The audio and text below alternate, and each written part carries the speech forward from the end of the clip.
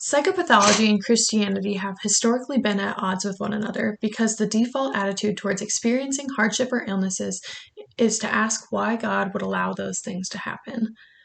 Why would a God who is inherently loving and forgiving allow so many of his children to endure clinically impairing symptoms of various mental health illnesses? While I can't agree with or condone the idea that someone can pray their symptoms away or that having a strong enough faith will prevent or take away painful aspects of life, there is an aspect of spirituality that I believe contributes greatly to one's mental well-being. Either experiencing or not experiencing feelings of hope can significantly impact our ability to think, feel, and act.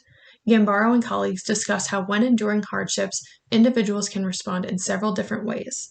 They can come back stronger than before and cope with their adverse situations in a positive way, experiencing resilience, or they can live a life characterized by persistent negative perceptions of their reality and a lack of belief that their future will change. According to Gambaro and colleagues, this is categorized as hopelessness.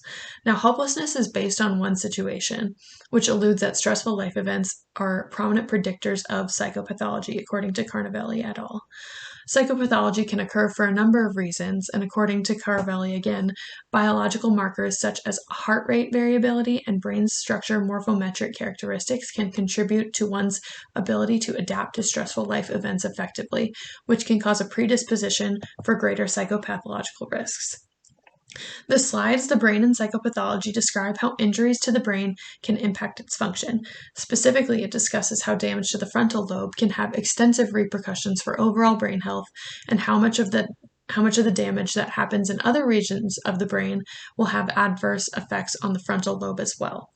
The Brain and Psychopathology also describes how damage to this section of the brain contributes to one's experience with depression, Alzheimer's, schizophrenia, OCD, Tourette's, and ADHD. Based on this information, as well as my perception of Christianity, psychopathology can be defined as a tangible repercussion of a fallen world.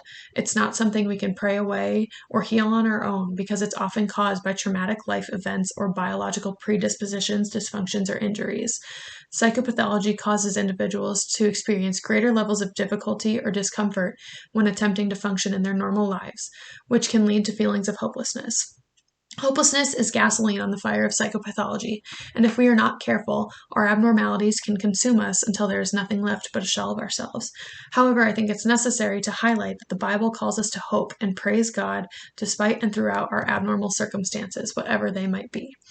There are several characters throughout the Old Testament that were experiencing what could be clinically diagnosable abnormal feelings.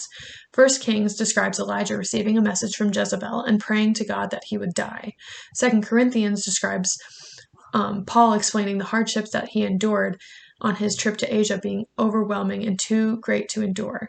Lastly, in Lamentations 3, Jeremiah hasn't known a life without affliction, yet he still calls us to have hope.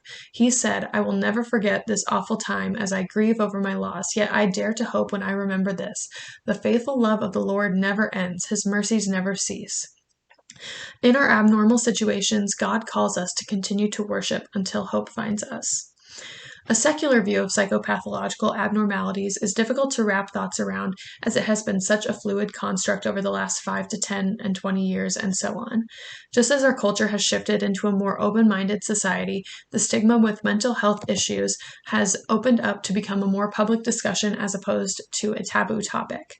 People use social media platforms such as TikTok and Instagram to raise awareness for these abnormalities or abnormalities of those who are close with them.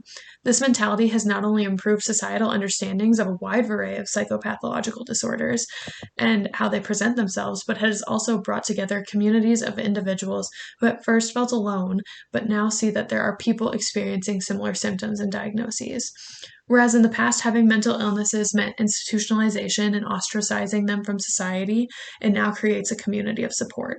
These platforms as well are really great for fundraising, and this in turn assists with research and development of professional knowledge regarding these various abnormalities, which paves the way for brighter solutions in the future.